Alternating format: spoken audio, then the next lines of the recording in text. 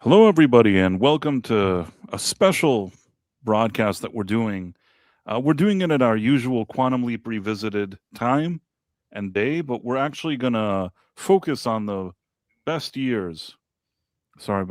Best movies of the year and the worst movies of the year. We're going to have a little bit of a discussion about that. For those who don't know me, I'm Price of Reason, and with me today is Ro from the Scarif podcast. How's it going, Ro?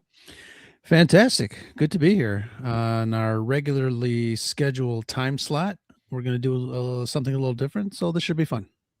Yeah, and it's going to be a lot more of a loose format. I don't think there's going to be, as tense as these ranking episodes were, and we'll just sort of talk for a bit about the movies that we saw this year. I'm trying to see where I can find all the movies that came out in 2025. Is there?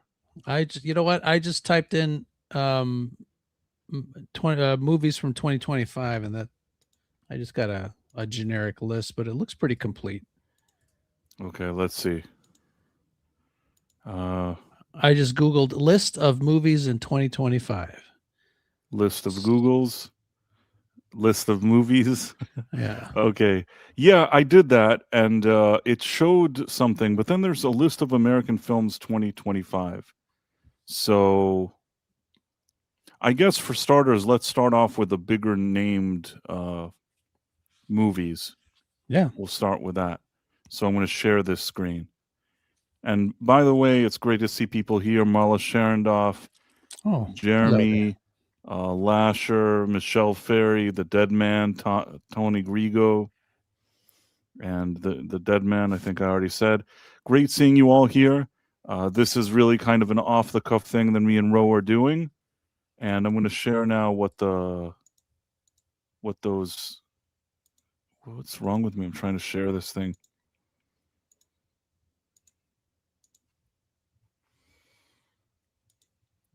Uh, okay, so we're looking at this list. Let's start off with a Minecraft movie. Alrighty. To be quite honest with you, I did not see that movie. It looked so stupid to me. I feel bad. It's not nice that something that I guess grows so much money I didn't end up seeing. I Mm. personally, it looked dumb to me. Did you end up seeing this movie? I did because my son is totally into Minecraft. It's what got him into what he wants to do with his career, and I went to check it out. And what did you think of it? It's not as bad, you know. Jack Black plays the same character in every movie he's in, so if you're into that, this was kind of a that kind of movie, I guess. It wasn't as bad as people as a lot of people on the internet claimed it was. It is what it is. At the end, I think it has a little bit of heart because of the situations that the characters find themselves in. So it's not like a total waste of celluloid, if you know what I mean. But would you And, really consider it a good movie, or is just somewhat passable? um, yeah, I mean, good is a relative term depending on what your sensibilities are, but again, it's because Minecraft is such a popular, IP at the moment. I think they put it out at a good time. I know my son was talking about how it was going into development many years ago. Steve Carell was supposed to be in it. Things changed, but I would say that it's passable if you just want to watch kind of like a funny, quirky video game movie with, I don't know, with Jack Black. I see. Well, I haven't seen it. I can't give it a grade. I probably should see it. I really want to, but it looked so dumb. But if you said you were able to sit through it, I'll try to watch it at some point. Next, we have Lilo and Stitch. Now that That one I did see. I've seen the Yeah, original and I've seen the remake. How and about you? I did not see this. My son has aged out of these types of movies, but it looks cute. I know, fans were very excited to see this kind of come back into the fold. I think the little girl, and I can't remember which one is Lilo or Lilo and which one is Stitch. Who's the And alien? Lilo is the girl and Stitch is the creature. Yeah. So yeah, everybody was hyping up the little girl. I think it was her first acting job, so that's kind of cool. You know what? I give a lot of credit to the little girl because I feel like she probably elevated the movie the most in terms of the movie aims to sort of recreate what the animated movie did, but the animated movie already does whatever it needs to do. I don't Yeah. really feel like this live action version really added. And aside from the little girl who I thought was actually good, I think that the entire movie is a downgrade. And of course, I say this from time to time, but in this case, like it is very obvious. They changed certain plot points to be more suitable with quote unquote like 2025 uh sensibilities, if you Mhm. understand what I'm saying. Sure. Yeah. Like in the original one, I believe from what I recall, the sister, it's already been a while since seen both of these, but I think that the sister, uh, she has this guy that likes her and the guy helps her at the end. And then it seems like they're going to be together. And then, when Stitch, they want to take him away. He's like, no, Stitch stays with us. He's like family and all this stuff. Something here, I'm now kind of blanking out what happens in the movie. Maybe I can scroll in a minute, but it's like they added another layer that the it's not enough that the parents died and that the older sister is sort of acting as the mother. There's suddenly a neighbor that we've never seen in the animated one, and the older neighbor tells her that she doesn't need to take care of her sister or family. She should go to college and get a degree. And at the end of the movie, she leaves and goes and gets a degree. Does not happen in the movie. It Mm. does not happen in the animated one. Yeah. It's like little things that seemingly are insignificantly changed, but to be honest, they are significant. Like Yeah. sometimes there's a simple idea, and you have to go with the simple idea that worked. A girl who the parents died, and she's taking care of her little sister, who is kind of a menace, and this alien arriving. That is a certain type of story. And with them trying to sort of shove in all this other stuff, that it's like, oh, like it's not feminist enough if at the end she just raises her sister. She needs to go and get a degree and be like the best like rocket scientist or something like that. You know what I mean? Like they Right. shove in Right. something that just feels like some executive walked into a room and said, "Nope, she's got to get a degree and be like a rocket scientist." It's like, no, just let the story play out. If you wanted to do a remake, just stay true to it.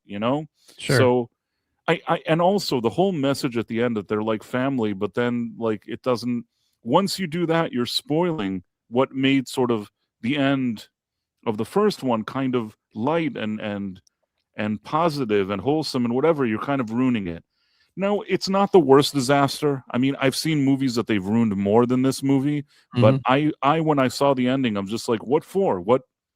Why bother doing this? This is just some annoying farts sitting in a boardroom that just wouldn't leave well enough alone. If you understand what I'm saying.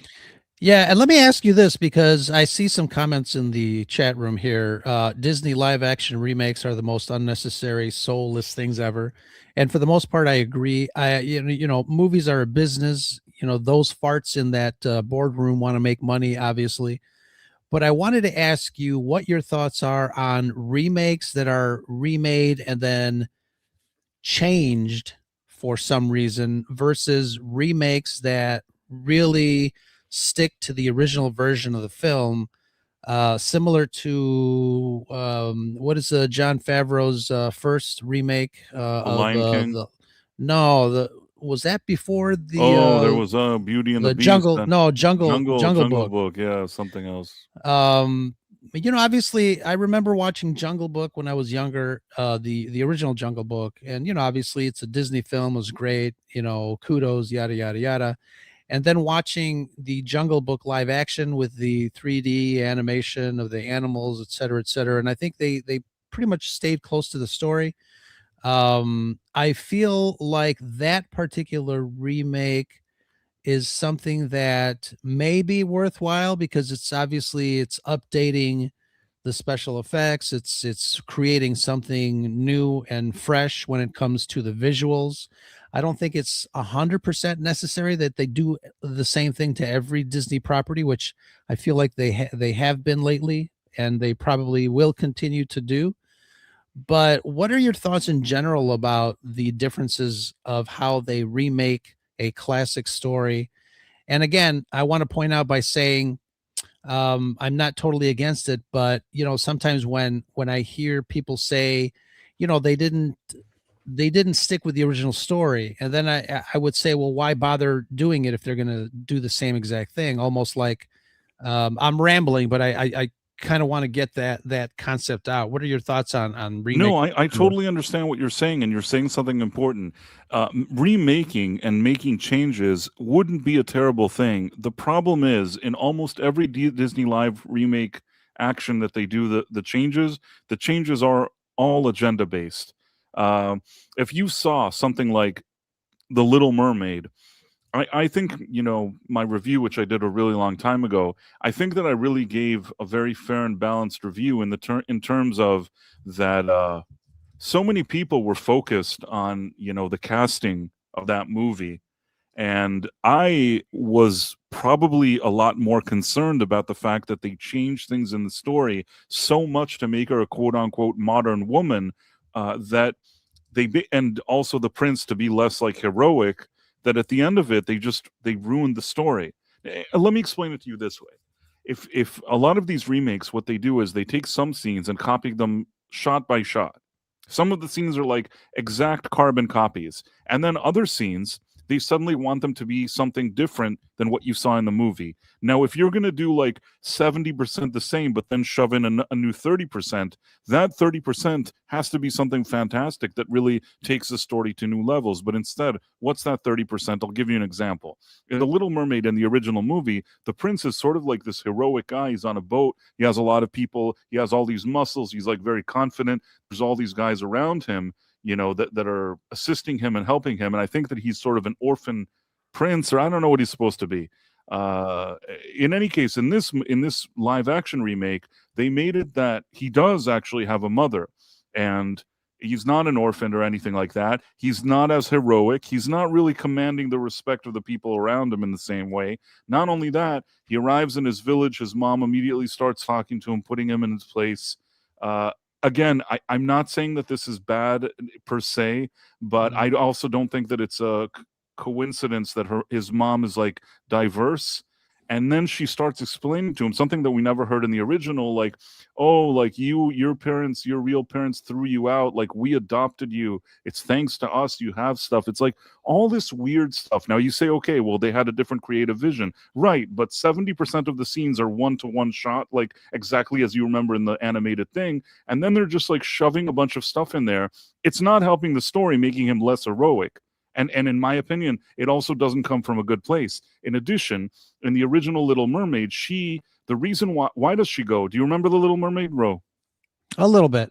Why does she go to the surface? Why does she want to go out of the water? Because she sees this prince, and she immediately looks at him, and it's love at first sight for her. From whatever world she is, she now wants to be a part of that world. That's the whole song. That's the whole stupid thing. And she's sort of like in love with this prince. And then I think that initially she rescues him, but then at the end of the movie, he rescues her. So it's like, okay, once he rescued her, she rescues him. It shows that they're there for each other, whatever it is. What do we get in the movie? She doesn't go there because she fell in love with him. She goes there because she thinks she can like be a stronger woman or something on on land. Do you get what I mean? Right. I'm paraphrasing. But trust me when I tell you that it's something along the lines of I could be an even stronger lady if like I'm on land and whatever. And when she sees him, they really make sure to not make her smitten with him. The only problem is if the same beats of the story are happening, but she doesn't really give a shit about him. Sorry, Sean. Sorry for anybody. Sorry, Ro. If she doesn't really care about him, then the story, the magic doesn't work. The whole idea, you need a reason for her to go there. If the reason is that she needs to be the strongest woman possible, it doesn't fit with the fairy tale aspect of what the story was. So my answer to you is, Ro, basically now I'm rambling, is that What they could have done is create a different story that we've never seen on screen, and then do whatever you want. And hopefully, if you believe in that story, people will enjoy it. But what they want is they want to capitalize on that thing they once had, but they also think that it doesn't suit the modern sensibilities of what they envision now as like politically correct or whatever it is. So they're making all these changes.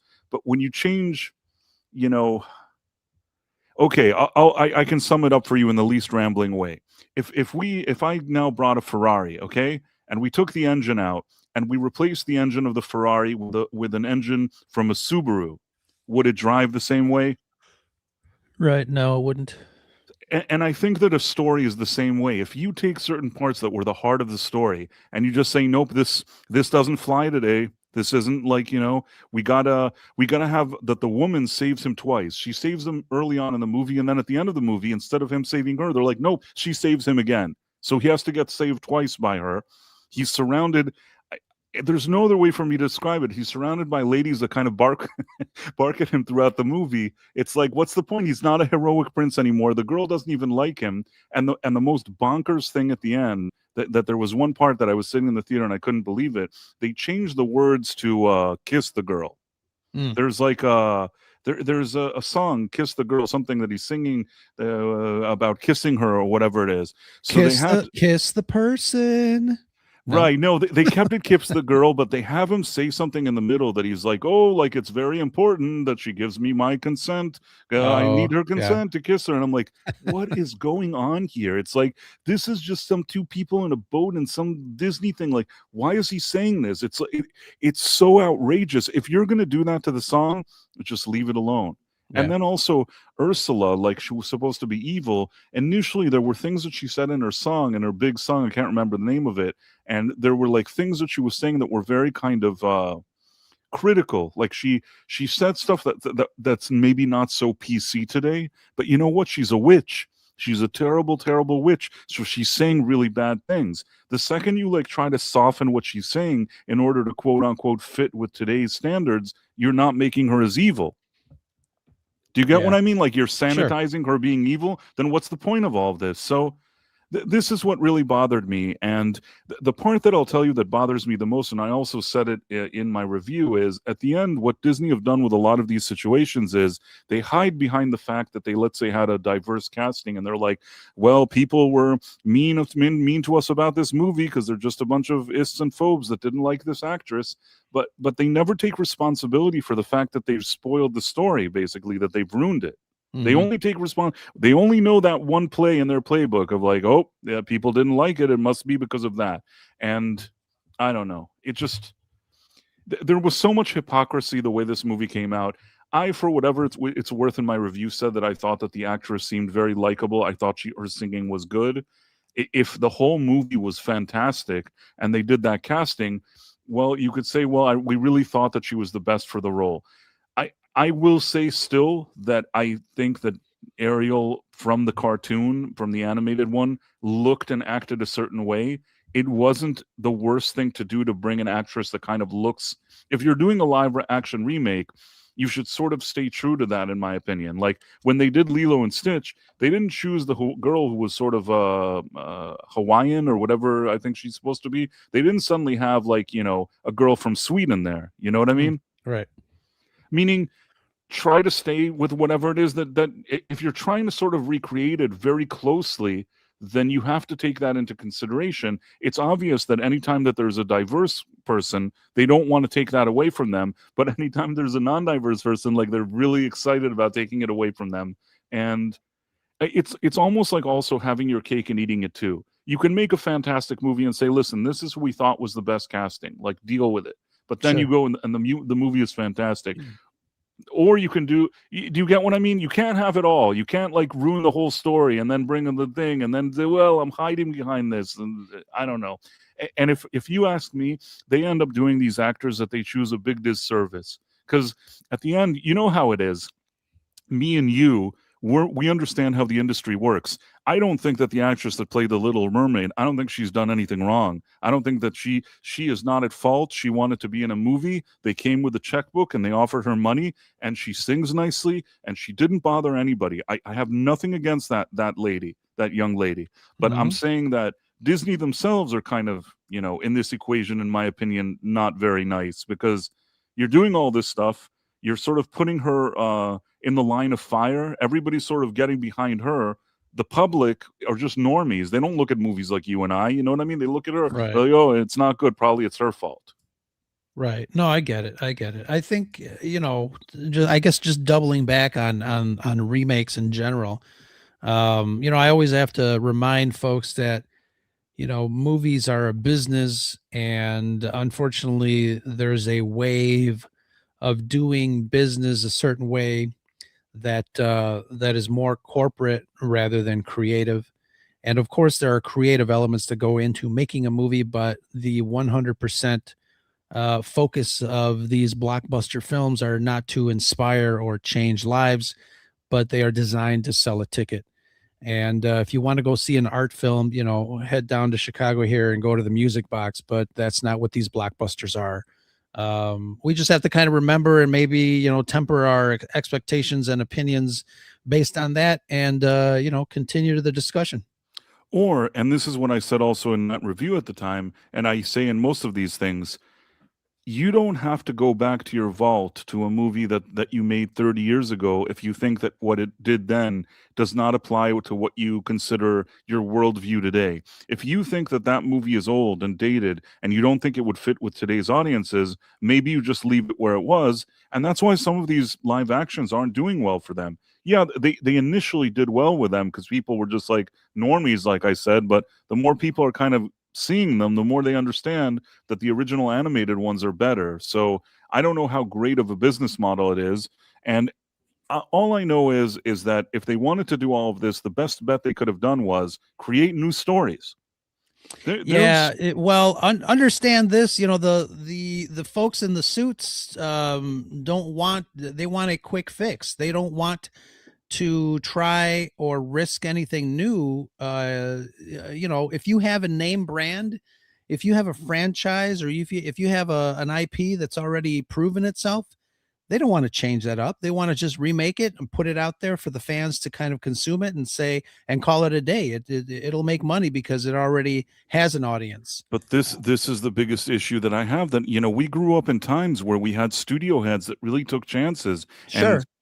all these IPs that they want to milk today, they only exist because there were executives that said, you know what, this may not make a lot of sense. This is a completely bizarre movie, but I have an interesting feeling about it. Let's see what happens. That's how we have Star Wars. Star Wars, the guy that approved it, Alan Ladd or whatever his name is, he took a bunch of crap from the people employing, like, even his bosses. You know what I mean? He Sure. fought for that movie to get made. Yeah. You hear these type of stories of older Hollywood where there's a producer that's just all like the one that made The Godfather happen. He just wouldn't. Everybody told him there were problems, there were issues, and he just fought everybody and made the movie, and it ended up being this big success. And you hear these type of stories, and I think that in today's Hollywood system, it's so different. You just have the suits and the ties sitting there and being like, okay, well, there's an IP. Let's squeeze this. Let's squeeze that. Right. Exactly. You have to come up with something new. You have to. It's not And take a risk. Right. Francis Ford Coppola did not want to do a mob movie. George Lucas told him, you got to do it. I read the script. It's great. Let's do it." And Coppola was like, "No, I don't want to." But obviously, they were in business together. They were bleeding money after THX 1138, and they needed a hit. They didn't think that Godfather was that hit, but George convinced his buddy Francis, and the rest is history. But yeah, I think studios definitely need to take more risks, but I think maybe they do that with movies that are less than the usual $200 million budget. I think taking a risk when budgets are that high is probably a little bit more problematic for the suits, and I can understand as an investor to mitigate those risks by by copying something that already exists. I'm not saying that is the way to go, but I think that's obviously what we've been seeing in the last 5 to 7 years. Right, but there's cases. I'll give you an example, and this is going to be on our list. We'll get to it soon. You had Captain America: Brave New World, whatever that movie is called. Mhm. That movie, after all the reshoots, it's reportedly it cost to make it cost $500 million to make. Now, it was a disaster. That movie was absolutely awful. I'm Yeah, not saying and that. and by the way, that's number 3 on Nick's top 5 movies of 2025. I can't say, Nick is a strange guy. If he enjoyed that movie, I don't really know what to say. All I know is that forget about it. And again, uh, the public conversation immediately following the release of the movie was all about the skin color of the new Captain America. Most of these articles and these kind of industry people didn't even take the time to explain how bad this movie is. The You could tell it was reshot a million times. There's things in this movie that like are embarrassing. For $500 million, you see them and you're embarrassed that that's what they did. And forget about all of it. Let's zoom out for a second. Imagine they took this $500 million and they gave 10 filmmakers that are more like smaller time, maybe more, maybe 15 or whatever it is. Give them like, give them 25 or 20, give them $25 million a movie. Find 20 up and coming directors that have a lot of great ideas, taking risks. Put aside some money that you're taking risks with movies that are not $1, but you're still not spending $200 million. Sure. They would have taken 20 projects, given them $25 million each, and told them, "Hey guys, make a movie. Here, what's your interesting new idea?" I believe that something would have come out of 20 movies, something that was better than that Captain America movie. Yeah, I agree. Bottom line, I just think studios at this point are afraid to take risks on audiences, and obviously now it's a weird time for movie fans and fans of movies in general. Um, I don't know. We can probably talk about this one particular aspect Well, you of the had box office for y- years. you had somebody mentioned here is to Phobos managed Godzilla. So the thing is Godzilla minus one. It cost what did he say? 12 million. I thought it was 15 million, but it really doesn't matter. Yeah. The movie is fantastic. I mean, if every person that you gave, I even say $15 million to, made a movie like Godzilla minus one, we'd be doing great. That is exactly what we should be striving for. And I even say more. I said 25 million. Get 20, younger, newer, hungry filmmakers, and preferably not ones that are activists. Uh, y- you know, I know that a lot of it in Hollywood, you have people that really want to push all these things, but they've really lost sight, in my opinion, of the fact that you first of all need to tell a good story. If the Sure. story isn't there, if there isn't a story that grabs you in, it doesn't matter if you have 7 white people, 7 black lesbians, it won't matter if the story isn't there. You know what I mean? Right. Yeah. Absolutely. Like I guess what I'm saying is I feel like they've gotten caught up in all the wrong things. Let's squeeze IPs. What about the demographics, focus groups? I don't know if it was Zachariah Levi said something that they have these focus groups. They make a movie, they show it to some focus groups. Focus groups, they look at it and some people say this, some people say that. Then they suddenly hear all of the focus group comments are like, we got to reshoot the movie. So then Right. they start reshooting stuff. Then they go again, they show again to focus groups. They say, well, we don't know this, we don't know if we like that. They start running, they want to reshoot more. It's not a healthy way to make movies. Right. It- George Lucas warned about that in the 80s. yeah, and I totally agree. And I also, you know, I'm one of the people that'll say this.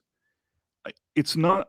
I think that Hollywood certainly could have been, more, if you want to call it inclusive, or to say that they need to make sure to give, people of different backgrounds roles and things like that. That's not a bad thing to say or think. That's not necessarily a negative thing.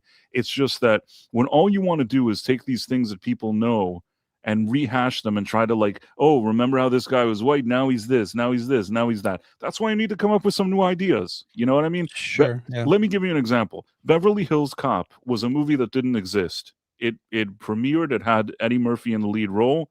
Eddie Murphy was like the best. You know what I mean? Mhm. Nobody sat around and started thinking, "Oh, why did you cast this guy? Why is this? Why is that? What about diversity?" Nobody said anything. You know why? They sat down, they watched the movie. The movie was great, and everybody was happy. Sure. Yeah.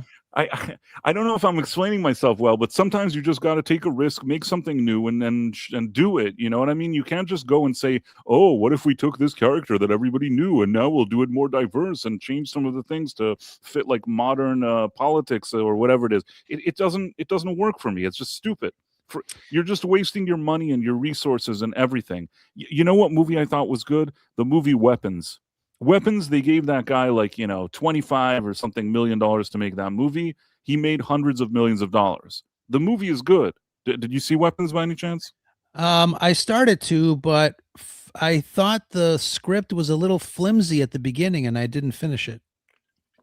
I'll tell you what, it's funny that you should say that in my review. I'm talking about myself again, but in my review for it, I said also that when I sat in the theater in the initial early parts of the movie, I kind of rolled my eyes and said, well, whatever. And then, like, and exactly what you just said, I'm like, this is just I thought I knew exactly how it was going to play out, and I thought it was going to be really dumb. But the Right. more I started watching, I'm like, hey, I kind of like this. This is kind of cool. And then I was like, as the movie progressed, I was totally into it. So I Cool. think that it's a movie that's worthy of watching the whole thing. I also had the benefit of watching it on a big screen and really getting into it. And I do feel like the movie improves from that moment that you saw. Yeah, the what do you call it? The young lady character, the blonde girl with the curly hair. She's been in other stuff, but I like her. I like what she was in. She was in Ozark, and she's a really good yeah, actress. she is phenomenal. I, she So that's That what was great. drew me in. But her lines were like, "Oh my God, I can see her struggling with some of the lines at the very beginning of the film." It's funny that you should say that. I think that in like I said in my review, I said something along the lines of, that early on in this movie, she's does the most of the heavy lifting here to really Right. sell it. But even though when the movie started, I was kind of not excited, it did get better as I got into it. So that's all I can say to you. Let's go back to looking at the list though. Sure. Yeah. Um, didn't mean to lecture you about all this stuff, but no, you asked about the remake, and I gave you the most honest answer that I Sure. can. Yeah. I Totally. also want to say that like it annoys me that all these annoying executives that sometimes, at least in my opinion, maybe like you said, sometimes they just want to make a quick dollar and they don't want to put in the effort. Sometimes they're just afraid of losing their seat, their title, or their position. And they don't want to take risks. Hmm. Back in the day though, you still had people that could fear their job, but they said no. Like, they had more character. They would put their foot down and say, I'm going to fight for this movie. I don't think we have guys like that. It's also corporate that we don't see that. And Sure. and the final part is, I think that what happened with all of the kind of seemingly diverse stuff was like very cynical. For me, a diverse solution is coming up with new movies and giving them, making sure you have everybody. It can also happen organically. If the people dealing with this were more sincere and decent people, I think it can happen organically, but that doesn't happen either. I don't know. It's all just a lot of hypocrisy. I say this as somebody that worked in that town, and I've seen situations that I was involved in something that had like, diverse people or things like that. And a lot of times their behavior, like, these same people that are seemingly all like, diverse and inclusive, I found their behavior to be very hypocritical, meaning they seem to preach that, but that's not really what it was underneath the surface. Underneath the surface, there was something else. And the best thing I can describe it to you, and I've told somebody this story before, but I'll tell it again. I was maybe this was in 2017, 18, I don't remember now. I was at one of those industry events, and I bumped into a guy that I was talking to who was on a show on Netflix. Now, this show ran for a number of seasons, and he was on it. He wasn't the main star, but he was then at the time telling me that he was really happy with this new kind of shift, that they were like being supposedly more inclusive and blah blah blah. And I said to him something along the lines of that the only concern here is this. I said the same people who have been the gatekeepers in Hollywood, the same executives that you all, loathe and think we're not giving people the opportunities and they were assholes. Sorry, Sean. Sorry, Ro. And all that kind of stuff, they're still there. You know what I mean? The fact that they now put on like, another mask on their face and they pretend, at the end, you're still dealing with those same people. And, the guy looked at me, and I think he sort of understood what he was saying. He's like, yeah, I think I understand what you're saying. They are the same people, but maybe they're growing and learning. And all I can say is that when I look at the movies of the past maybe 7 years, I don't think they grew and learned. Hmm. Personally, I don't think they grew and learned.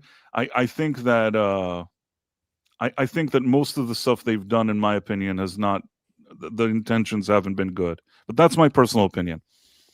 You can say yours. You can also disagree with me. I don't want to take away whatever you think. No, that's fine. Let's get back to the list here because there's some good ones coming up. Oh, okay.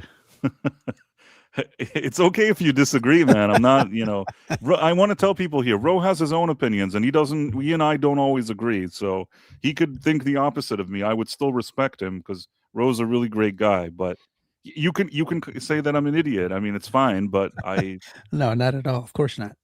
okay. So I'll look at the movies. In any case, Lilo and Stitch, Superman. Yeah, Superman. I didn't really like that movie. I went in really wanting to like it. I love Superman. I'm not a big DC guy, unless it's the three main characters: Batman, Superman, Wonder Woman. But really wanted to like this version of Superman. I was kind of prepared because it is James Gunn. But going into it all the way through the movie, I thought to myself, what the hell? Yeah, I think that you and I see, the funny thing is, Ro and I don't always agree, but sometimes when we agree, it's a big time agree. And I think we both walked out of Yeah. this Superman movie. We had people in some chats that were like in group chats, they're like raving about the movie, or they kind of liked it or whatever. We both were not having it. No, our group chat, we're pretty much split down the middle when it comes to this film. There are two other folks in that group chat that really, really, absolutely love this Superman version, and that just has us scratching our heads. Yeah, I think that this movie, this is just my opinion. I don't mind movies like Guardians of the Galaxy from James Gunn. I didn't even mind the Suicide Squad or whatever movie he made. It's fine, those things, but I don't think that James Gunn is the right person to do movies about these kind of more wholesome, heroic, sincere, heroic characters like Superman or Supergirl, any of these, because he's too cynical and too Right. quirky. Yeah. And I think that a lot of people, when we heard that he was going to be the guy that's doing DC, a lot of people were like, wait a minute, isn't this guy kind of quirky and cynical? Is that really going to fit well with characters like Superman? And I wanted to believe, I wanted to say, you know what? We saw one side of James Gunn, but now he's putting on the big boy hat and he's taken upon himself something really important. And maybe he's really going to step up here. So I wasn't sure. I didn't have a good feeling about it, but I still hoped that perhaps when the moment of truth came, he would deliver a good movie. And once I saw that movie, I thought to myself, it doesn't feel like the movie respects its main character. Some people will be like, didn't you like the Silver Age comics? Well, I don't give a shit about any of that. Sorry, Sean, and sorry, Ro. I keep cursing. I apologize. I really enjoyed all of the Guardians of the Galaxy movies. I went into the third one not really knowing what to expect. It really surprised me because I think the script is pretty tight and the characters, especially the what they did with the animals in that film, the characters that were animals, really kind of blew me away emotionally. I was pleasantly surprised. And going into seeing Superman, or at least, learning that James Gunn was going to be doing this version of Superman, I'm like, oh, okay, all right, I'll give him a chance. I was really surprised with all the Guardians films. Again, Suicide Squad, yeah, it is what it is, not being a big DC guy, but I enjoyed them anyways. And coming off of, because in that chat, that I am a big Man of Steel fan. I love that film. And obviously I think this version of Superman is very different than the Man of Steel version of Superman, but I think For sure.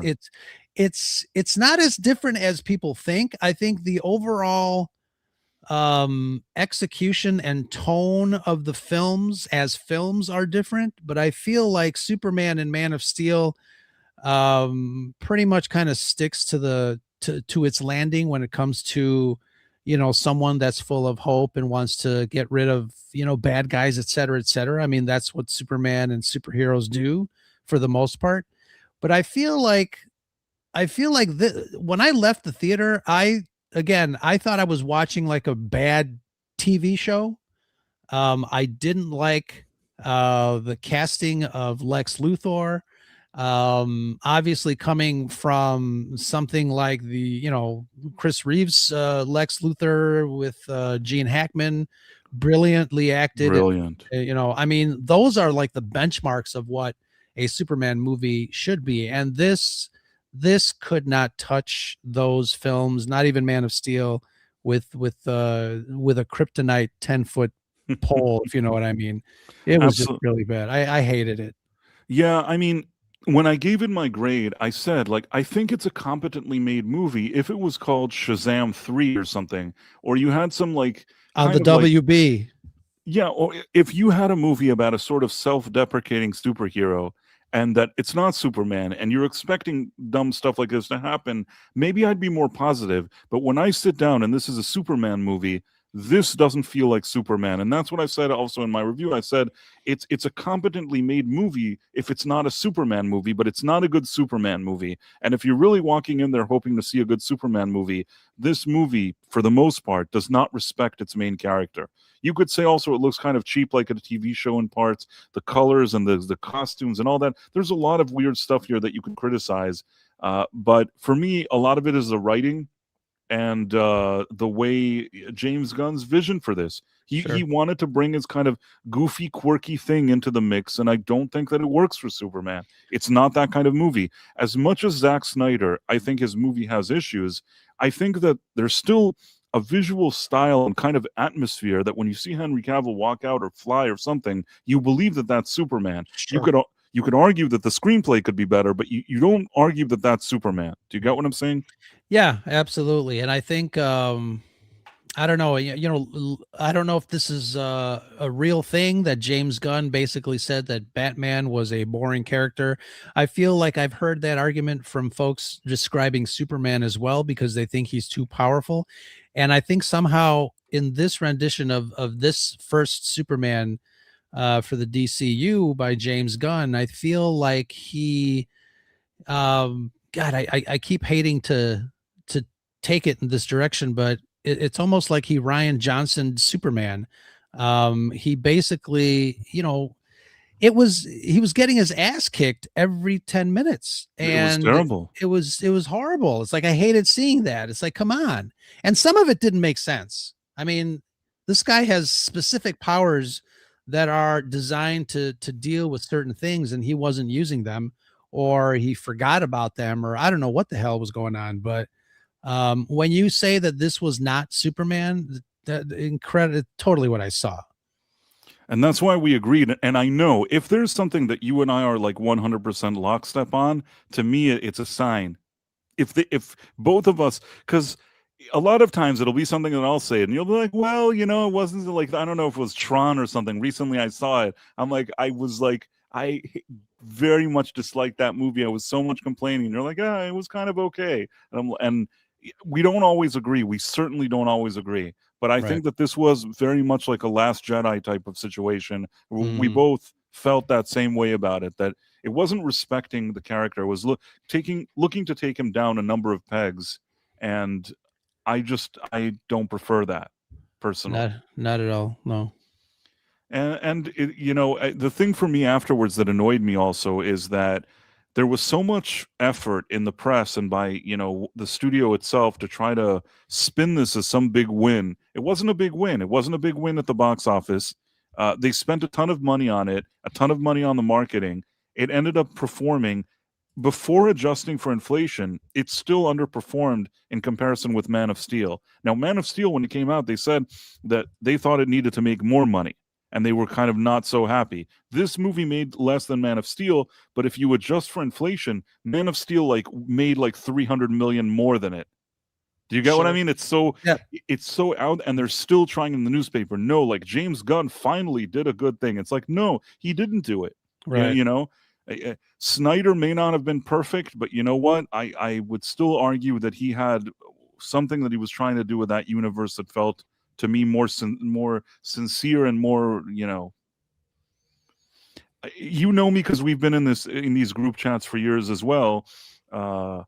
I've always been sort of ambivalent about Man of Steel, and I think that back in the day when we had this guy called Andre in our group, I'd say what I really thought. I said there's moments that I think that I really like the visuals, I really like the atmosphere, I really like the casting, I like the music, I like the cinematography, but there are parts of that screenplay that bother me. And Mhm. those were usually the strongest things that, if I had objections to Man of Steel, it was certain parts like Pa Kent's death, like the way Zod, Right. his fate at the end. There's that thing that him and Zod are fighting in the city, and buildings are like falling, and he doesn't seem to notice. There's things that Well, there were no squirrels in those buildings, so he could care less. the squirrel was dumb, but you understand what I'm trying to say. That Yeah, sure.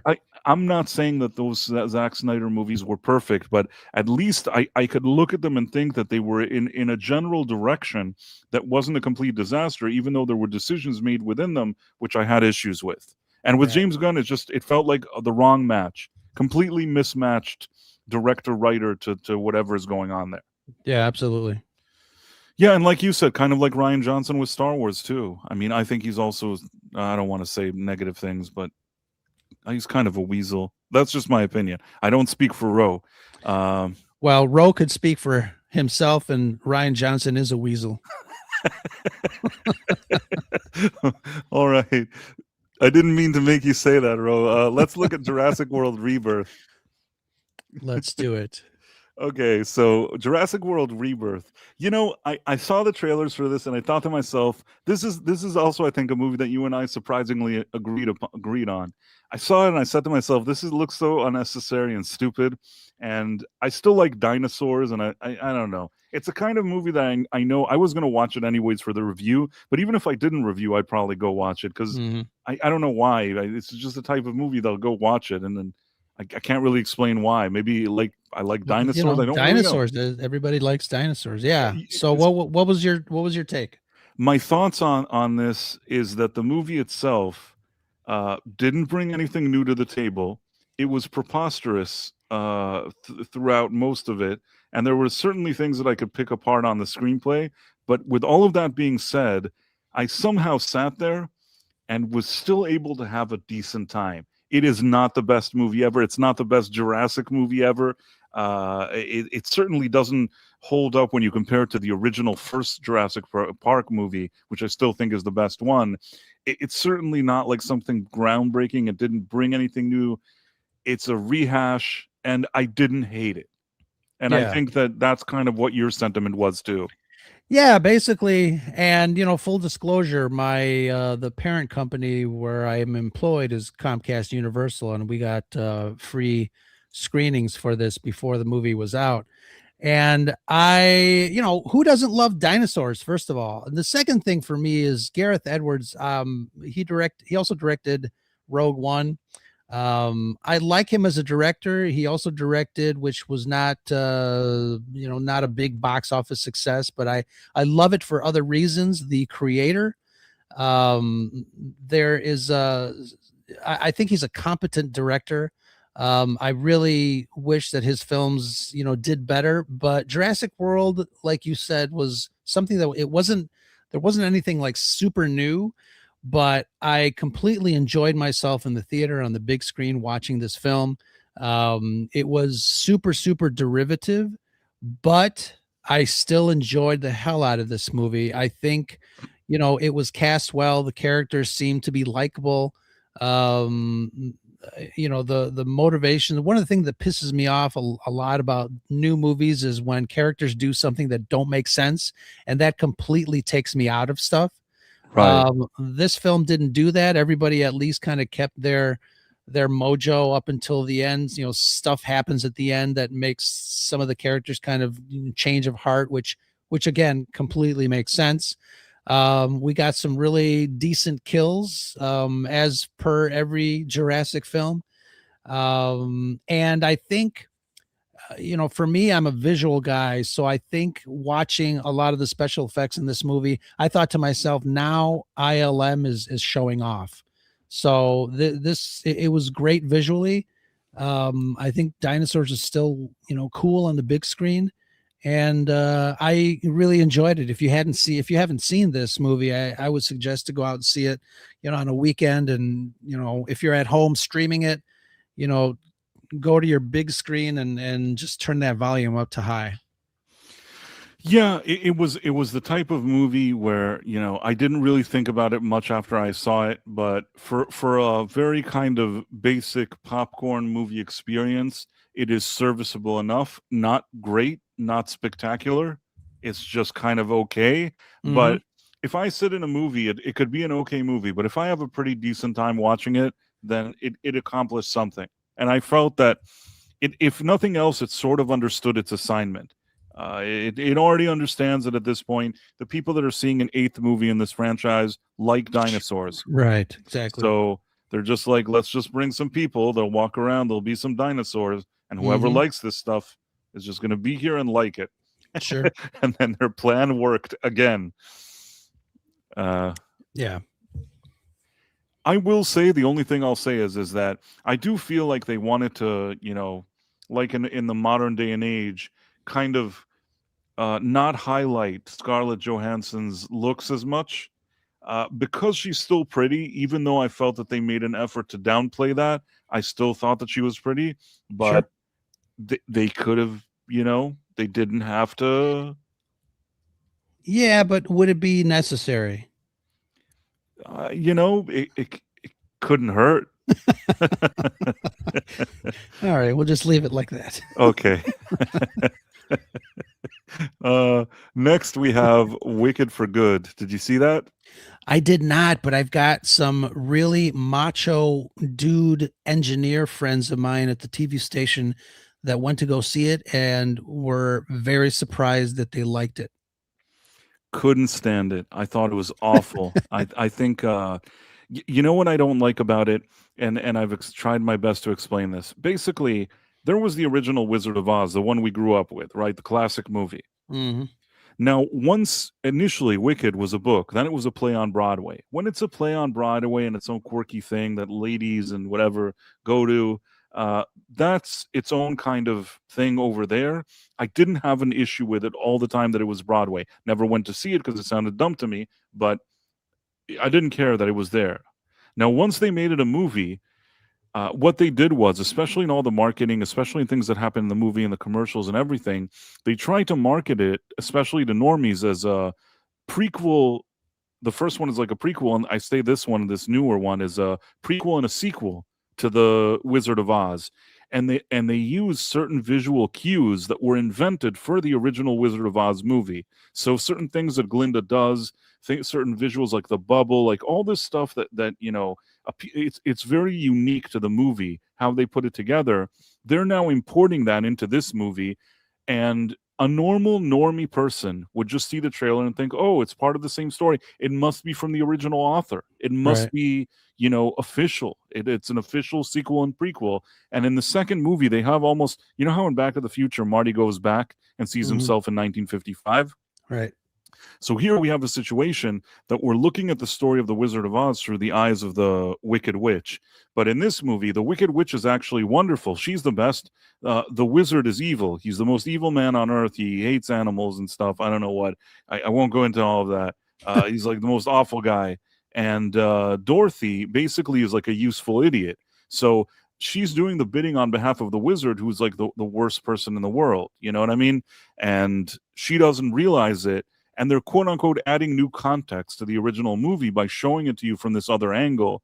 And I just think that's very manipulative. They even took liberties beyond what people saw in the play to really, really bookend the 1939 movie with these movies to make it seem like they're all part of the same franchise. And that I don't like. Mm, I yeah. can't forgive that. Don't try to fool people into thinking that your weird revisionist subversive nonsense is part of the original story. The original thing is a classic. You don't go and take a dump on that. And that's what I feel like these movies do. So yeah. play once they were on Broadway, couldn't care less. Once it's in the movie and they're trying to make it look like this is part of that story. The final thing I'll tell you, because I can't really explain it, but I'll try my best. There are scenes where you see Dorothy the way you remember her from 1939, you see her from a different angle, like from the Wicked Witch's angle, walking around. Now, anytime you see Dorothy, they don't show her face. Why do you see the dress, which is the same dress, the hair, the same hair, the shoes, or whatever? But why don't you see Dorothy's face? Mm, Because they know that if they show a face that's not like the Dorothy you know from Wizard of Oz, you'll say, right. okay, this is different. It's not canon. But if they don't show the face, what are you thinking? I don't know. It's Judy Yeah. Garland. Right. Do you get what I'm trying to say? It's kind Yeah. of like, did you see that movie with Michael Jordan? Like the Air movie with the sneakers with I Matt did. Yes, Damon? I did. So throughout the movie, they don't show Michael Jordan's face. And one of the reasons they don't do it is because they want you to envision the real Michael Jordan there. Sure. They figure they bring some other actor to play him. You're not really going to buy it. Actually, not showing his face is a creative decision they made, thinking you don't see his face. You're going to plug, you're psychologically going to Right. plug his face onto this character, even if we don't show it. And they use the same technique with Judy Garland and Dorothy in this Wicked for Good. But you know what? I call You're not BS falling on for it. no, and you know what? The only thing that I was thankful. The only thing I was thankful is that they didn't strike a deal with her estate to bring her physically into so that you see her face and really like do an even stronger tie. That's the Yeah. only thing that they didn't Peter Cushing this. Right. Like, you know what I mean with Right. Grand Moff Tarkin, Rogue One. exactly. Yeah, Right. that's what I meant. So they didn't do that. Thankfully, they didn't do that. But I don't buy it. And really, I maybe ladies like these songs and all this stuff. Maybe it's good for them. There's too much singing and nonsense in this row. It's too much for me. Yeah. Well, it's it's a musical.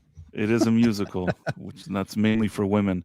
And the mechanic that Zootopia, or whatever you were talking about. Zootopia 2, I didn't see that. Did you?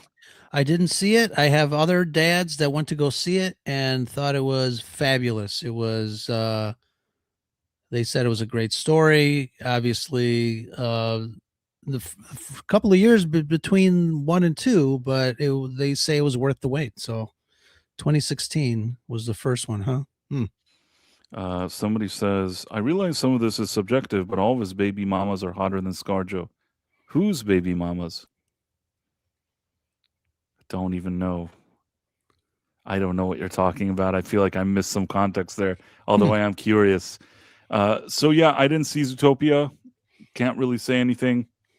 I have nothing to say. I'm gonna tell you the truth. I never even saw the first Zootopia. I didn't see the first one. That's why when the second one came out, I didn't rush to see it because I would have to go watch the first one. And Yeah. I didn't have time. Sometimes I do that. I'll watch the first one, but I didn't get a chance. There was other stuff going on, and Zootopia fell between the cracks, and sorry about that. What's the other next? We're looking at the top 10. What's the next one? Sinners. Again, I'm ashamed to say I didn't see this one. Heard good Sinners. things. Yeah, Sinners was pretty good. Although I will have to say that the premise and some of the story beats are very similar to Quentin Tarantino's. It wasn't Quentin Tarantino. It was Robert Rodriguez from Dusk Till Dawn. If you remember that film, I did enjoy Sinners, and everybody raves about it. They have this film in their top 5 of 2025. It was one of those films that kind of mixed genres, very similar to From Dusk Till Dawn. You thought going in it was kind of a heist bank robber movie, and then all of a sudden all hell breaks loose and there's vampires. So It's very similar. I do feel like From Dusk Till Dawn did it better, but not by much. I think very interested in the characters in Sinners. Michael B. Jordan is fantastic. He's a great actor. I just saw the Creed movie, the first one, and he was pretty phenomenal. So I really liked Sinners. I think that Michael B. Jordan is the type of actor that you have to give him the right role. What Yeah. I think about him is I don't think he can do every role, but I think that there's certain roles that he's good at doing, and he focuses on them, and he knows what like his strengths and weaknesses are. He can deliver some decent things. I thought he was good in Creed. I like that movie. I know that some people, later would look at it and say, hey, they kind of made like, diminished the Rocky or whatever. I felt okay with it. I didn't mind the movie. I enjoyed it when I saw it, and I didn't hate it. I think that I liked one more than two. Mm-hmm. Three already didn't have Stallone in it, and that was an issue for me.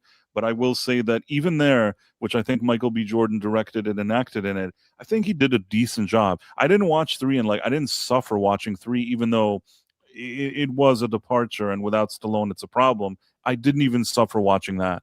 And Ryan Coogler, in my opinion, is a pretty competent director.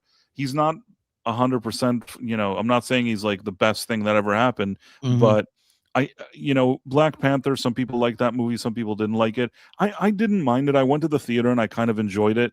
I know that if you really like pick apart the screenplay there's certainly things that you can come up with that don't 100% make sense. But between the strong cast, between Coogler, I thought he did a pretty interesting job making it. And Chadwick Boseman in the lead role, I thought he was fantastic. So at least you have that, the late Chadwick Boseman, unfortunately. Yeah. I will say though that did you see Black Panther 2? Yes, I'm pretty sure I've seen all the MCU movies. I have to, unfortunately. So the first Black Panther, I thought, it was good. I'm not saying it was as good as Iron Man 1, but it also was better than the Eternals. It's not like it's not something unwatchable. It's perfectly fine. Had an okay time in the theater. Black Panther 2, on the other hand, really, really annoyed me. Like it really, I know that some of it you could say, well, he passed away, what were they going to do? Yeah, they had some choices of what they could do, and I think that they chose the wrong one.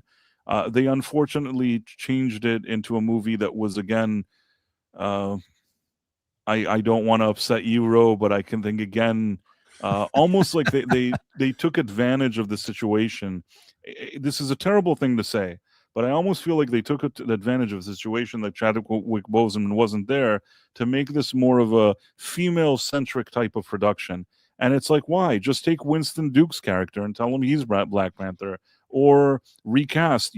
Some people, even people that were close to Chadwick Boseman, thought that if somebody would have recast him, he would have been okay with that, because he wanted his legacy to live on, and it was really important to him that he did this character. And instead, they're like, nope, his sister is now Black Panther. And you know what? I'm going to tell you the truth, though. I didn't buy it that his sister was Black Panther. Maybe if she was a little more built. She weighs like 10 pounds, that actress. Right. Yeah. I don't hate the actress. She weighs 10 pounds.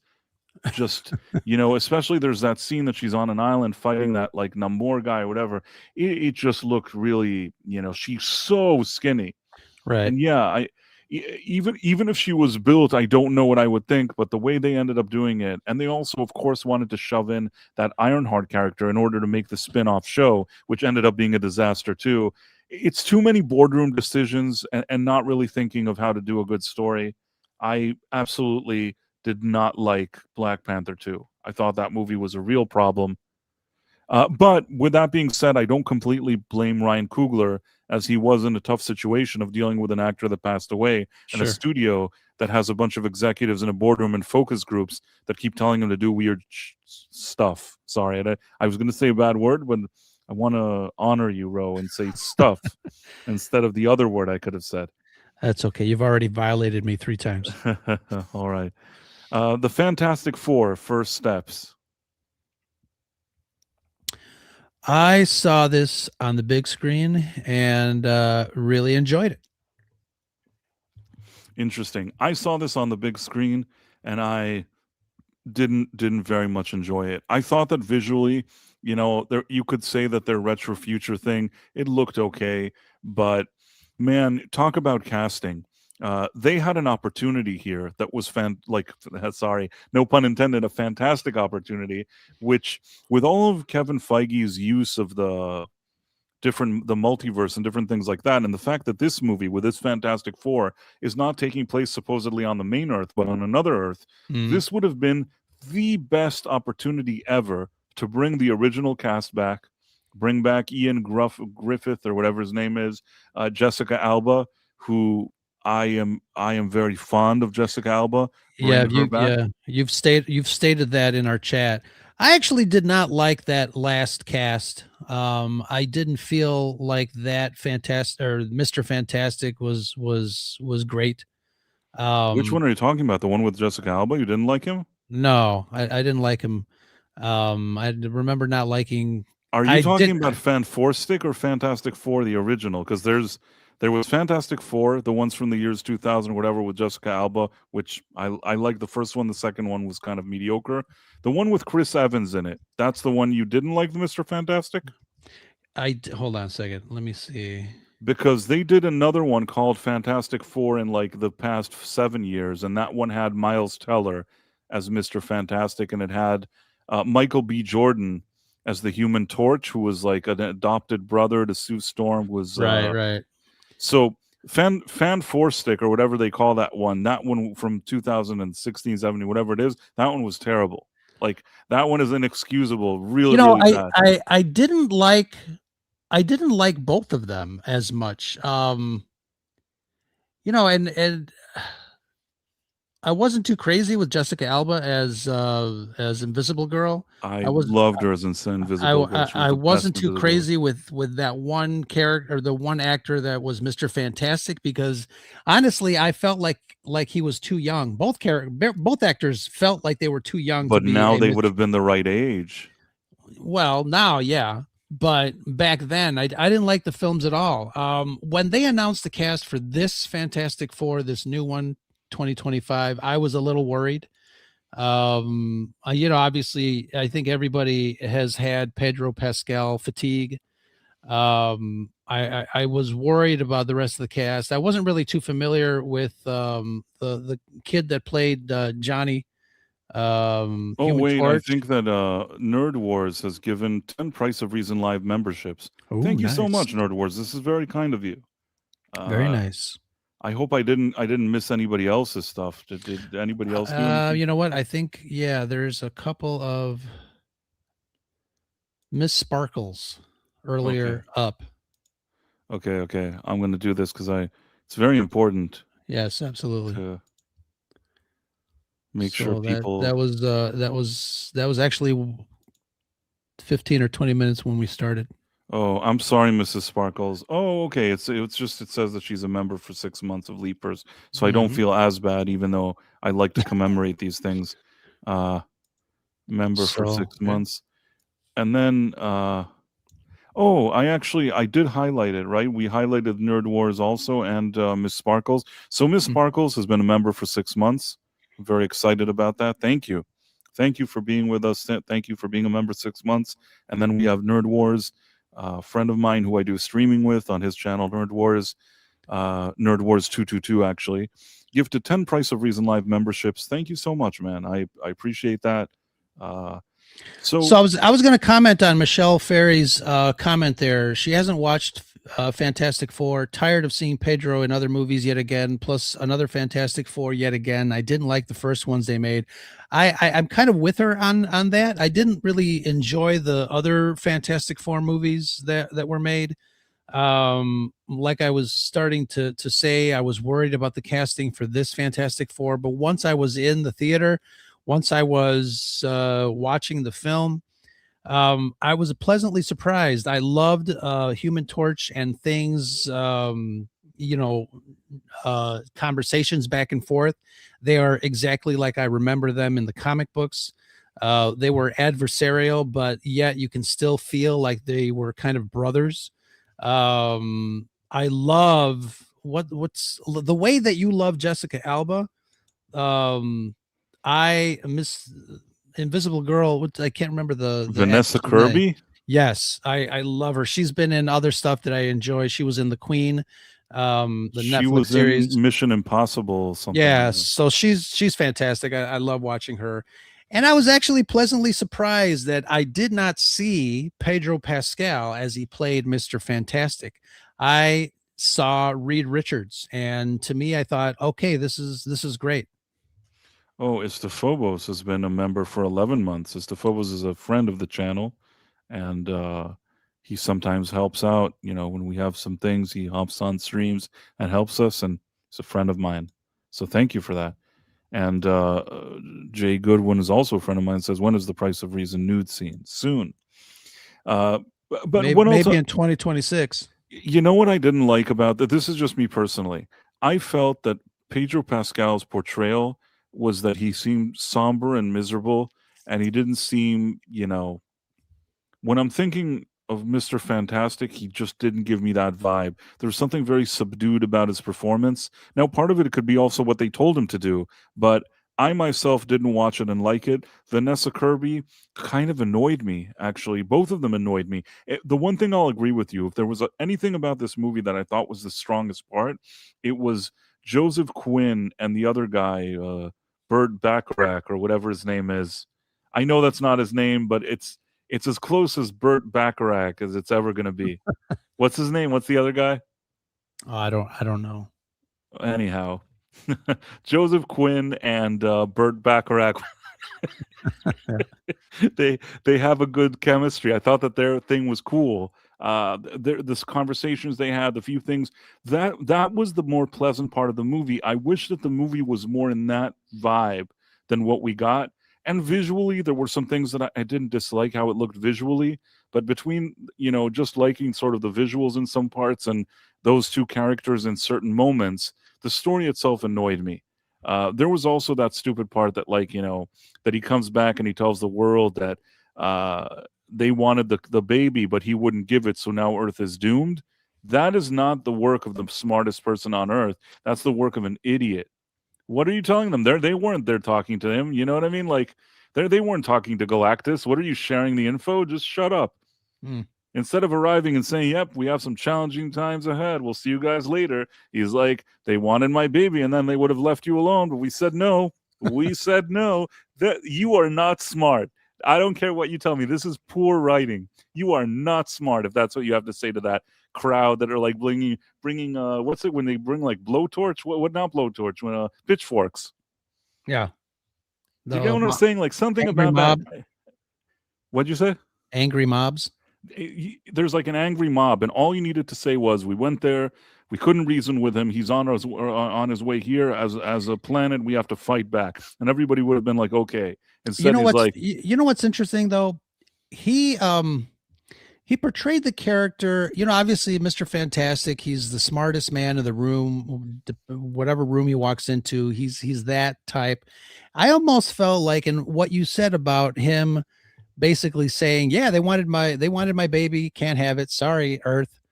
It almost felt like, you know, when people talk about somebody being on the spectrum, it felt like that. And he's a smart guy, you know, in the comic books. I almost felt like he was playing it like that, like he can't really articulate certain feelings. He was very matter of fact, scientist, on yes, whether scientist or on the spectrum, to, you know, a little I bit of, don't. as you know what I mean. So I I gave know. him kind of a pass for that, because he played it completely from beginning to end.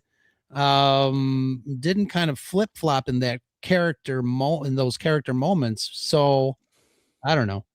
Um, um, Professor R2, who's now on vacation, said in the new film he was not the smartest man in the room. I felt that as well. I didn't like what they did with him. I thought that the whole him and Vanessa Kirby, I didn't like any of that. I didn't like their portrayals. I didn't like what they did with the characters. I didn't like the writing. I also felt that the movie in parts was a bit slow, and because there were parts that were slow, they added a lot of like a symphony playing like serious violins in the background, to the point where I felt I was watching like a telenovela in moments, and none of that was good for me. I sat in the theater and really wanted to go to sleep. I didn't go to sleep, but I really wanted to. I was as close as a man will be to falling asleep in a movie. That's how close I was there. But it's okay. I mean, we can sometimes, and I've told you guys, Ro and I don't always agree on stuff, and we can agree to disagree. I know other people that have watched it and said, "Oh, it's not the worst. I kind of liked it. It's fine," but nothing much I can say. How to Train Your Dragon. I didn't see the movie. Did you? I did not see it either. No. Oh well, I'm sure somebody saw it, and it seemed to make some money. So it wasn't a Somebody liked it. yeah, and somebody seemed to like it. I didn't hear much about anything. It seemed also like one of those cash grabs, but at least Universal had the good sense to, not overspend and spend an amount that at least at the end it could Sure. seemingly make a few dollars for them, maybe. And it seems like it did. Yep. And then we have Captain America: Brave New World, which I thought was an unmitigated disaster. I thought this movie. What else has this director directed? I don't recognize his name. You know what? Let's see. He made. See, he had only a few films. He made a movie called The Girl Is in Trouble. Never heard of it. It looks like a very small kind of, I would say, indie movie. I don't know any of these. It says from executive producer Spike Lee, but I don't really know these actors or anything about it. It looks like a small movie from what I can tell. So small indie. The Cloverfield Paradox, that's more horror. It's a $45 million budget movie. And that's probably one of his more known names, because obviously the Cloverfield and then Cloverfield, this is kind of like a prequel or sequel? Yeah, something like that. I don't really watch those regularly. Then he had this other movie, which was very much it's a social thriller drama film, but I can tell by the box office of 2.3 million that and it's in Sundance. This is a very small indie movie. Sure. Now, it's fine. There's nothing wrong with doing small indie movies. It's just the question is, at one point, do you come to a person who has experience working with like a few $1 million budget, making a very small movie, and you're just like, hey, do you want to direct a movie for like with a budget of hundreds of millions of dollars where you're in over your head and the studio keeps telling you what to do? It's just a strange deal. Bad Genius. It's a heist thriller. Let's see what it is. I don't see a budget. I don't see anything. This almost seems like, nobody watched it. It's another one of those situations, in my opinion. It's a smaller indie movie, so another one.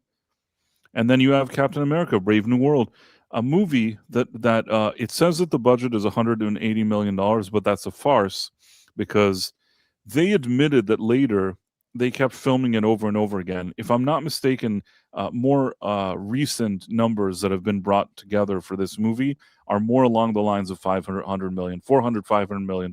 So they spent so much money on it that without making like $1 billion at the box office, it was already a disaster right out the gate.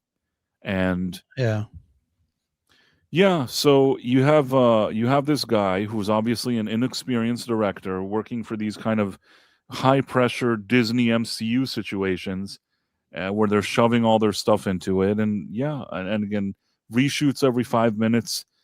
This movie, like I said, when I watched it, there was a part of me, even though I don't prefer Disney these days or the MCU or anything, but there was a part of me that was embarrassed for them that they released this movie. Yeah, I mean, obviously, again, for the most part, I enjoy a lot of the MCU films, and I was looking forward to this. Obviously, Harrison Ford. Who doesn't like Harrison Ford? So I was, really looking forward to this, but after it, I was like, oh, this is really bad. Yeah, I mean, here's the thing. I think that Anthony Mackie, I really like the actor. I think he's good. He's never done anything that I caused me not to like him. He seems like a pretty decent guy. I also liked his character Falcon. I think that I know that in the comic books, at some point they've tried different ideas, and usually it came in more recent years where the comics actually didn't sell well.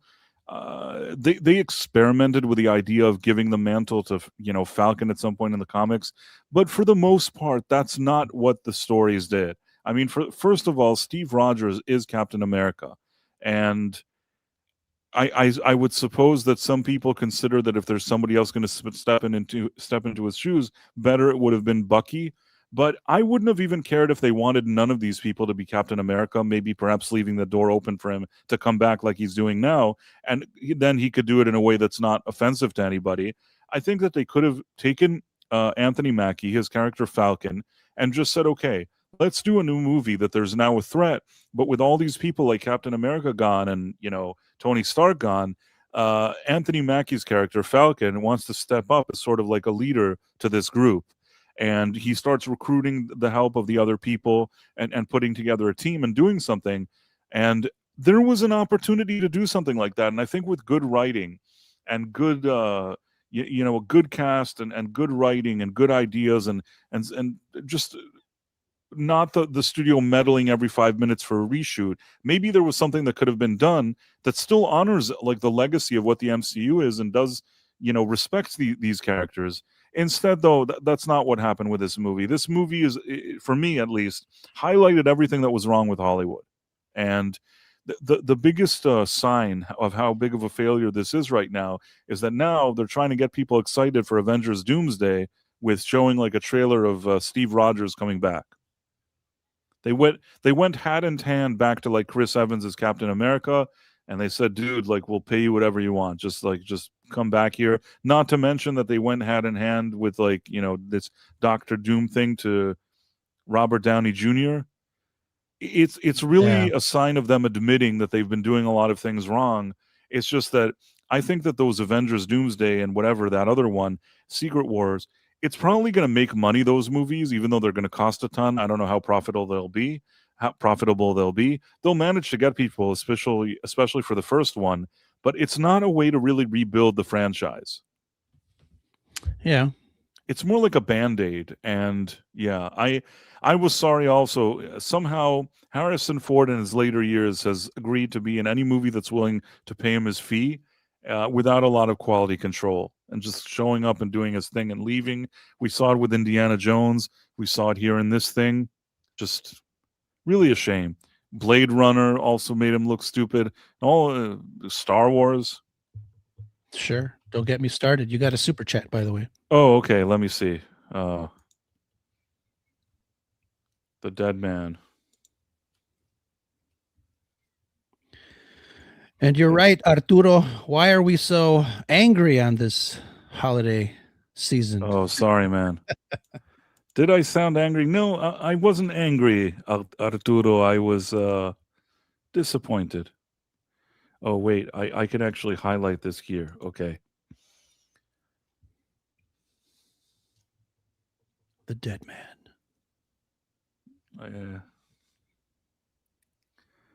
So the Dead Man for $9.99 says, Price, you told us that you're an idiot, so I'm telling you that you're an idiot. I don't actually believe you're an idiot, but that's what you told us to say. Shrug. I guess. Hi, Tex Rogers. How's it going? Good to see you here.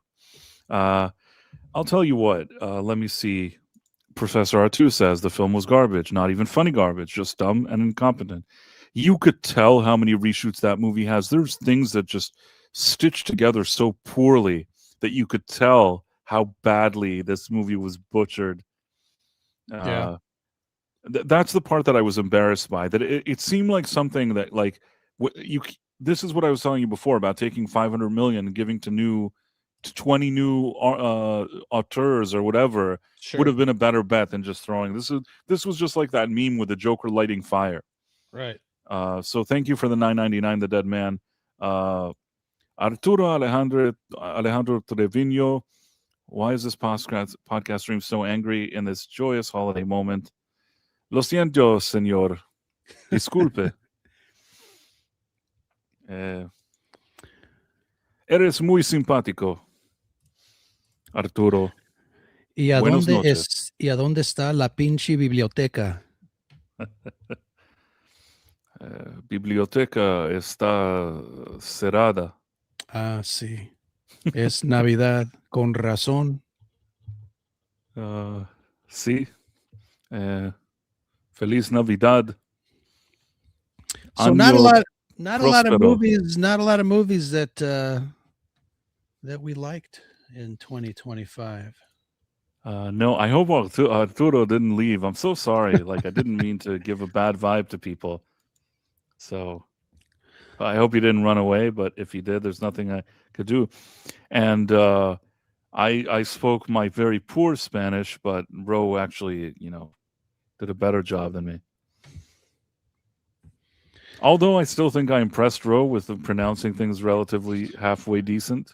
And rolling the R on Arturo. Yeah, for sure. Arturo. Sometimes I surprise Ro. Yep. Many times. Never. In any case, yeah. So that was the main movies, I guess, the ones that were considered like the most high profile. There was, let's see. It's funny. Oh wait, where was? Okay, so I guess those are the big ones. Just very quickly, like as a quick scroll, Den of Thieves 2, Pantera, crappy. Wolfman, crappy. Sorry, I can only be Star Trek Section 31. Oh, that's beyond crappy. Beyond. That was a complete and utter disaster. Unbelievable. Again, another one of those cases. They spent like a few $100 million or $100 million. Who spends that money was awful. Well, Michelle Yeoh got paid, so she did. Dogman. Unfortunately, I saw that movie. That was an animated movie where a dog, they attach his body to the police officer's body or something. So dumb. Kinda Pregnant is a movie that I saw. I didn't want to see it, but I saw it. Wait, no, Kind of Pregnant is not the one that I saw. Sorry, thankfully it's not the one. I saw a different one about pregnancy. I'll get to that. Hard Eyes. I didn't really like it. The Witcher. I didn't watch that thing. It sounds awful. Bridget Jones. I'm a man, so I didn't watch it. It's true though. You know what though? Even if you did, that'll be okay. That's true. No, there's nothing wrong with a man watching Bridget Jones. I didn't watch it. The Monkey, very disappointing. I really wanted it to be good, and it was very disappointing. Last Breath, I saw that. That one was halfway decent. Even though it has Simu Liu in it, who's kind of annoying, I have to say he was even okay in the movie. This movie, there's some issues with it that I think, especially in the in the earlier parts of the movie, they really wanted to make it almost like a documentary style, and it's too much. But I didn't completely hate it either. Riff Raff sounds familiar to me, but I guess maybe I don't remember it. I don't know. I thought I saw it, but I didn't. My Dead Friend Zoe. Oh, I saw this. Yes. This was a smaller indie movie that I saw. Really, it kind of annoyed me. You knew that, though. Mickey 17 was disappointing. I thought that it had potential to be a decent movie, but somehow, and even though the guy that made it, Bong Joon-ho, is not like an idiot, he somehow didn't make a good movie. Electric State, I started watching it. I fell asleep in the middle, never went back. Let's see. Black Bag, haven't seen. Novocaine. Did you see Novocaine? No.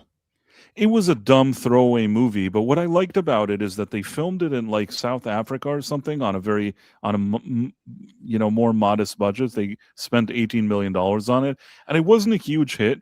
But this is like what I liked about it is that the filmmakers that made this, they made smaller indie ones. Then they're like, okay, we'll give you a little more money. We'll give you $18 million.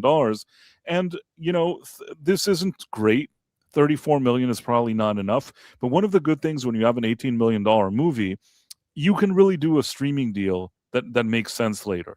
Meaning, for $18 million, if it made a box office worldwide of $34 million, you could strike a deal with some kind of Netflix or Amazon Prime or one of those things that they did and still walk out of this that some movie was made, some money was made for somebody, and we should have more movies like this. Do you get what I'm saying? Sure. Yeah, absolutely. Because when you spend $500 million on a movie and it makes $200 million, no streaming deal you do is going to save you. Whereas if you do a movie for $18 million and it makes like double the budget in the box office, you're going to be okay in streaming. Sure. Yeah. So and the movie is decent. So it's not the best movie I've ever seen, but I didn't hate it either. Okay. High Rollers. That sounds.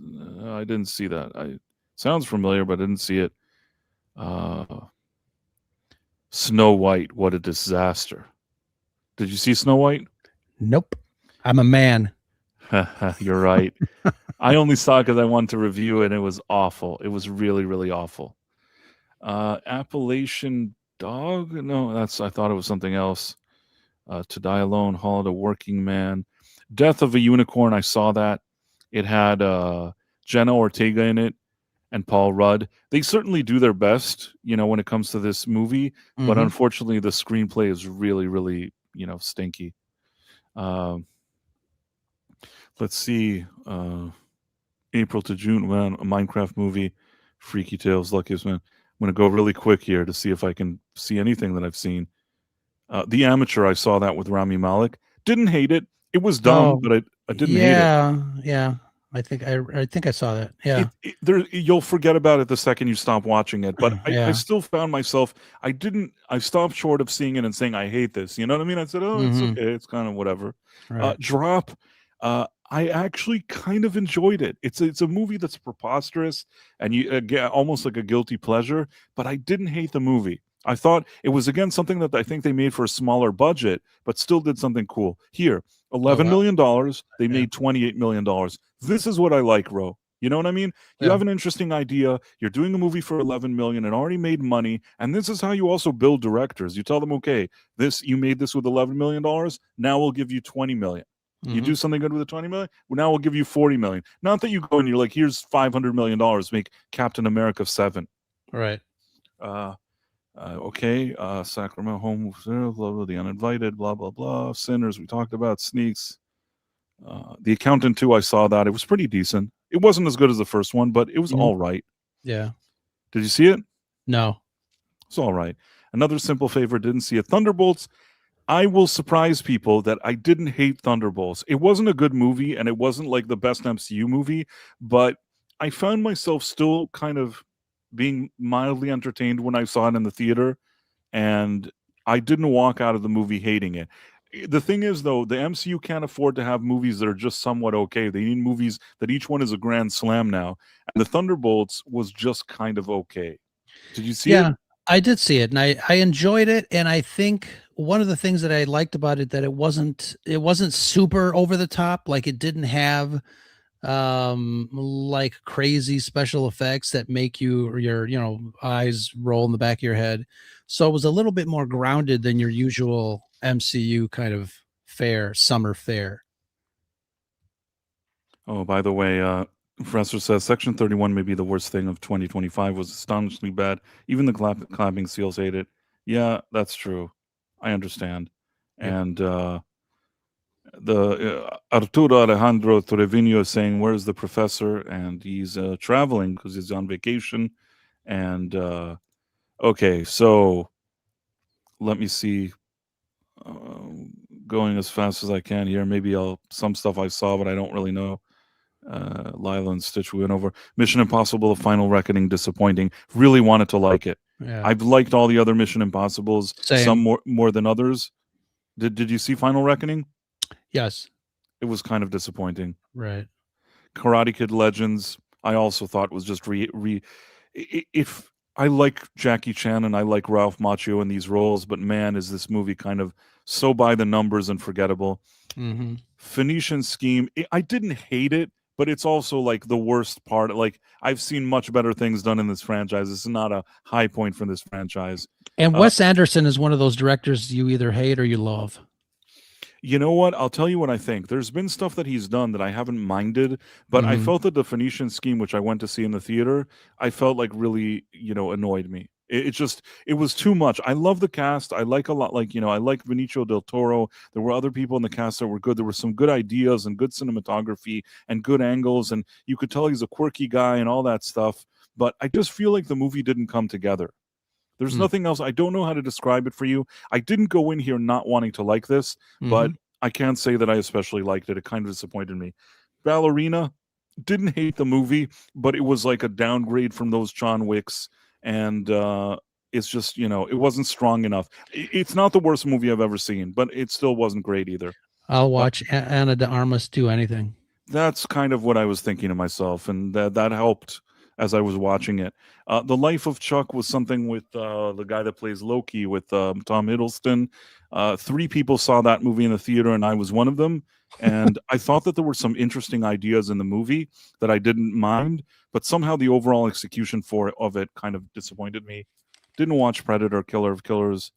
It's bad enough that I saw that Badlands movie. Materialist, no, I didn't see. 20 the K-pop Hunters I started watching, but it annoyed me, so I stopped. Sorry. F1, actually, good movie. I don't know if you saw that, Ro. That's a good movie. In the theaters, yeah. That's a movie. That's probably one of the most pleasant surprises I had of the year was like F1. Expected Agree. nothing. Expected nothing. I went in there. I'm like, man, I'm kind of enjoying this. Megan 2.0 is a disaster. I haven't seen any of those Megan movies. The first one, I thought that it was interesting because it touched upon an interesting topic of like, a little bit of AI and robot and kids and stuff like that. And there was something interesting about it. It was almost like a little bit sci-fi horror, but with a little bit of comedy. So the first Megan has merit. I thought that was actually a decent movie, but the second one can't really, So, okay, Heads of State, I don't know, Long Distance, we said, Pretty Things, Zombies 4, Superman, we talked about it. I'm going even faster now. I know what you did last summer. Complete disaster. Smurfs didn't see. Oh, somebody mentioned Eddington in didn't watch it. Did you? Earlier. No, but it's got Pedro Pascal in it, so I don't know. Yeah, another one of his movies that I think that sometimes you don't need to be in every movie. That's just my opinion. Happy Gilmore 2. Some people liked it. I thought it was super dumb. I hate Adam Sandler. That's fair enough.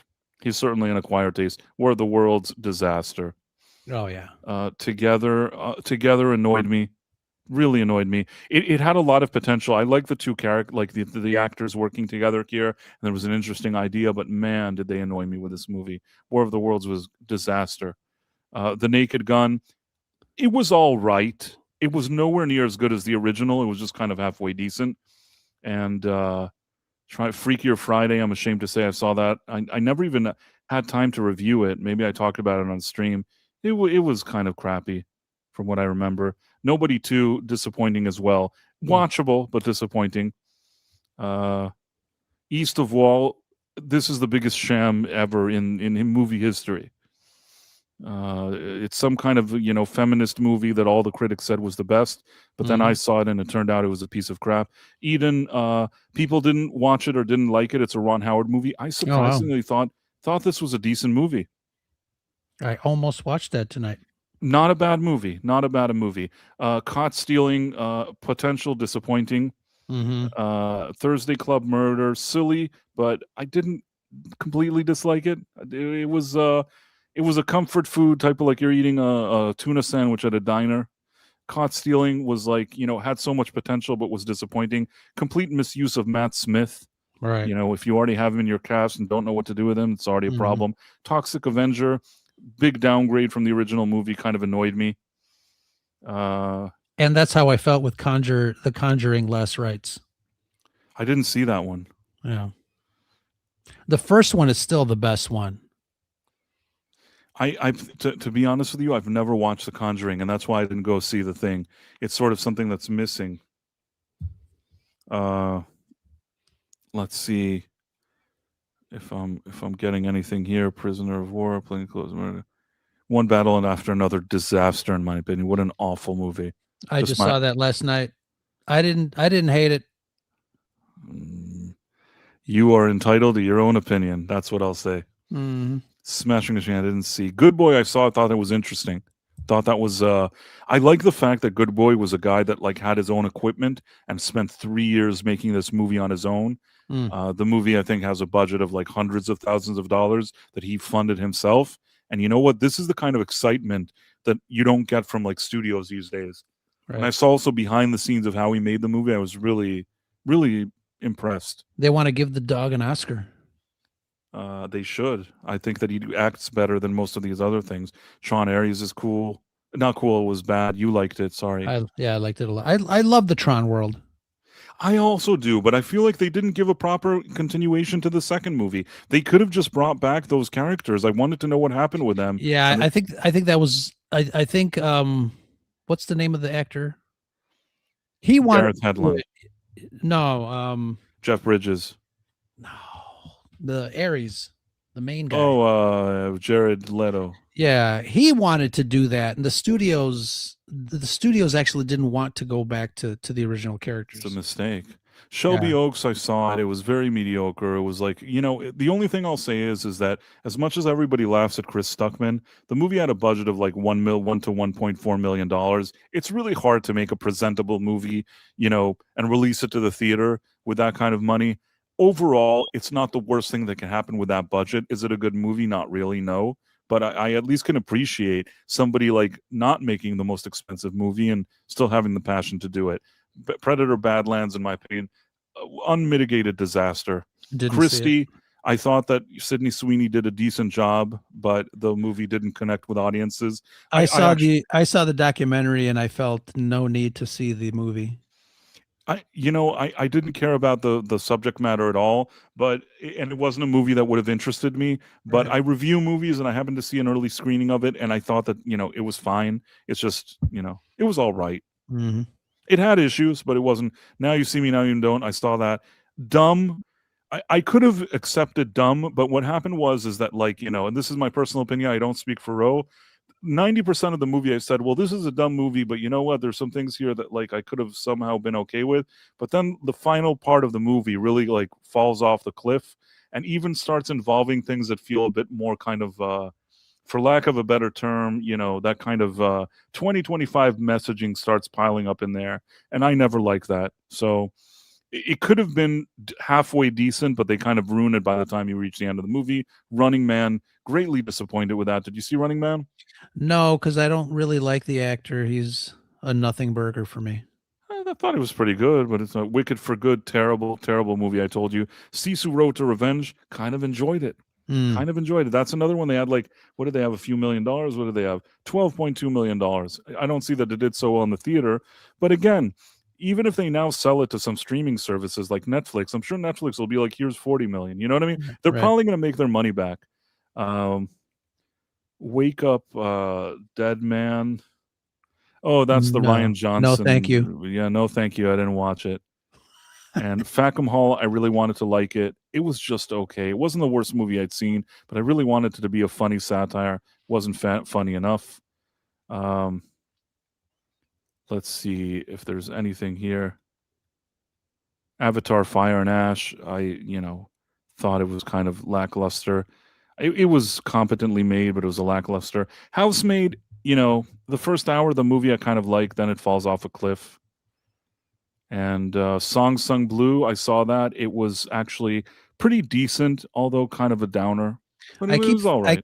I keep thinking the ads for that movie on Twitter are ads for Cialis. I see. Because they're all singing and happy.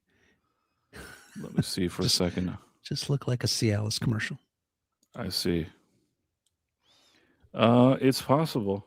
But in any case, I think we've gone over a lot of stuff, and I have to get to that other stream. But Sure. Ro, if there was anything you wanted to plug, I want to quickly say thank you to people that were here.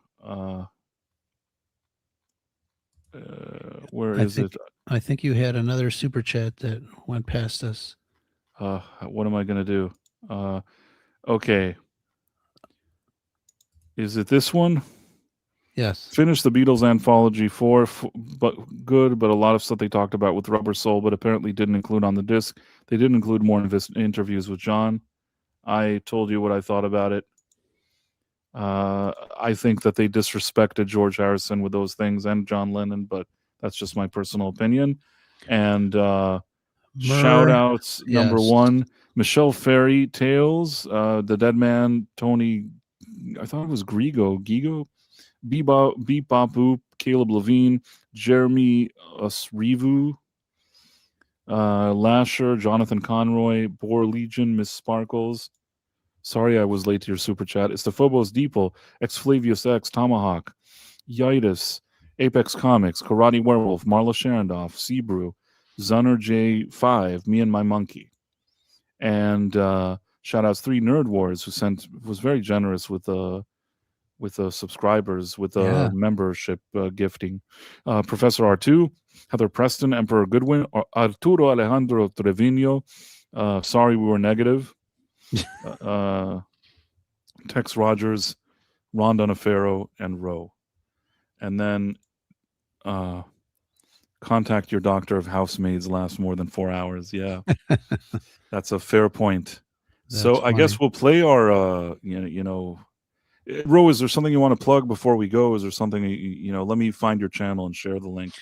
No, we drop episodes every Thursday this week because today was Christmas. We dropped an episode on Wednesday. Grab the Scarab Scuttlebutt podcast wherever you download your other favorite podcasts. This week, I have artist Casey Geekman, Ben Abusada, talking to me about some differences and similarities between Star Trek and Star Wars. We had a nice discussion, and it got deep. I put now, in case you're not familiar with his YouTube, because he does all this on Amazon, Apple Tunes, or whatever it is. But you should also check out his YouTube channel, where at least sometimes he puts stuff on there. So it's good to have that. Before we go, there's just one thing that I was trying to do. Let me see if I can do it. This is a very secret thing that I'm doing in the background. I see. So, yep, I think I did it. And now I'm going to play our outro. And thank you all for a great stream and hanging out with us. It was a pleasure. Always a pleasure having you here, Ro. Thank you for stepping in on a day like this where I know not everybody is available. I thought this was a nice conversation. It's strange because you and I don't stream together like this in this kind of loose format often. And I thought it was a good stream. It's a good stuff. I'm glad I showed up. Yeah, I'm glad you showed up too. It was fun. So I'm going to play our outro and check out what Ro is doing. And I think that next week we're going to start already with our new show, by the way. So Yeah. Stay tuned. We're gonna probably do that, and I think it's going to be Knight Rider. So let's hopefully see you all next week. Very nice. Thank you, chat. Thank you. I'm such an awesome guy.